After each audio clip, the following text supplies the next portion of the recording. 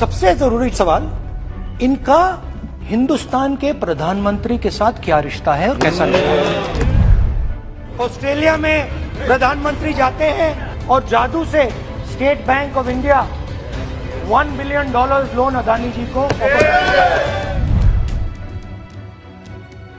कांग्रेस के लोकसभा सांसद राहुल गांधी को लोकसभा सचिवालय द्वारा एक नोटिस जारी किया गया है। ये नोटिस विशेष अधिकार के हनन यानी ब्रीच ऑफ प्रिविलेज के संबंध में जारी किया गया है। दरअसल 7 फरवरी को लोकसभा में राहुल गांधी ने प्रधानमंत्री नरेंद्र मोदी के खिलाफ जमकर हमला बोला था। इसी भाषण के दौरान उन पर आरोप लगा कि उन्होंने प्रधानमंत्री नरेंद्र मोदी के खिलाफ गलत, अवमानना, असंसदीय और भ्रामक तथ्य रखे।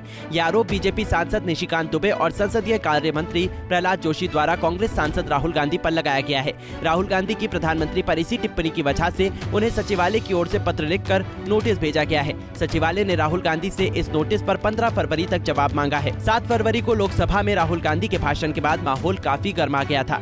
राहुल गांधी के द्वारा बिना किसी प्रमाण के प्रधानमंत्री पर लगाए गए आरोप वाले भाषण पर बीजेपी ने आपत्ति जताई थी। इसके बाद बीजेपी सांसद निशिकांत दुबे ने राहुल गांधी के खिलाफ विशेषाधिकार हनन कर नोटिस दिया था।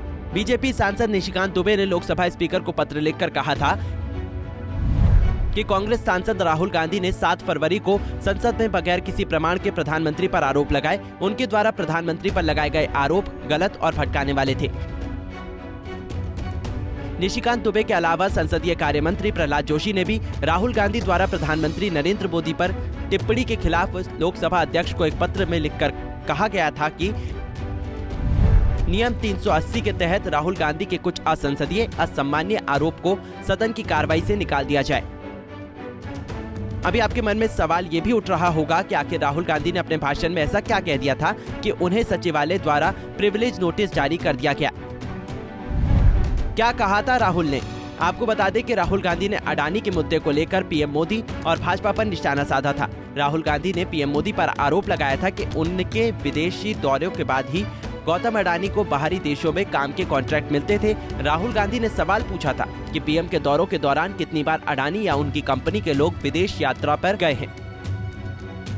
दरअसल गौतम अडानी और पीएम मोदी द्वारा गौतम अडानी को इसलिए निशाना बनाया जा रहा है क्योंकि पिछले कुछ दिनों में अमेरिका की एक कंपनी हिंडनबर्ग की रिसर्च रिपोर्ट के बाद गौतम अडानी के शेयर्स की कीमत में बहुत गिरावट देखने को मिली है। विपक्ष का भी कहना है कि गौतम अडानी ने लाखों करोड़ों का लोन भारतीय बैंकों से लिया हुआ है और ये पैसा टैक्स के आम लोगों का है। उनका ये भी आरोप है कि केंद्र सरकार अडानी को ही सारे बड़े बड़े कॉन्ट्रैक्ट्स दे रही है क्योंकि पीएम मोदी का अडानी के साथ बहुत करीबी रिश्ता है और वो अक्सर इकट्ठे विदेश यात्रा भी करते हैं। राहुल गांधी ने पीएम मोदी के साथ गौतम अडानी की एक तस्वीर भी संसद में दिखाई थी। आइए अंत में सुन लेते हैं कि राहुल गांधी ने संसद में पीएम मोदी और अडानी के बारे में क्या कहा था। सबसे जरूरी सवाल, इनका हिंदुस्तान के प्रधानमंत्री के साथ क्या रिश्ता है और कैसा रिश्ता है? ये देखिए रिश्ता, ये देख लीजिए प्लीज। सीबीआई ईडी का प्रयोग कर जीवीके पर दबाव डालकर हिंदुस्तान की सरकार ने उस एयरपोर्ट को अदानी जी के हाथों में कर दिया। अब ये काम हिंदुस्तान की सरकार और हिंदुस्तान के प्रधानमंत्री जी ने फैसिलिटेट किया। प्रधानमंत्री जी ने कहा कि गलत आरोप लगाया, मगर रियलिटी तो ये है कि एचएएल का जो कॉन्ट्रैक्ट था 126 हवाई जहाजों का, वो अनिल अंबानी को चला गया और अनिल अंबानी बैंकरप्ट हो गया।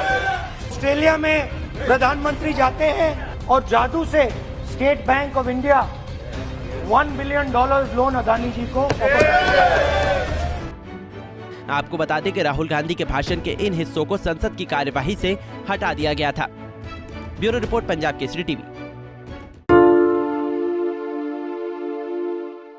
हमसे जुड़े रहने के लिए हमारे YouTube चैनल को सब्सक्राइब करें और नई वीडियो की नोटिफिकेशन के लिए बेल आइकॉन को दबाएं।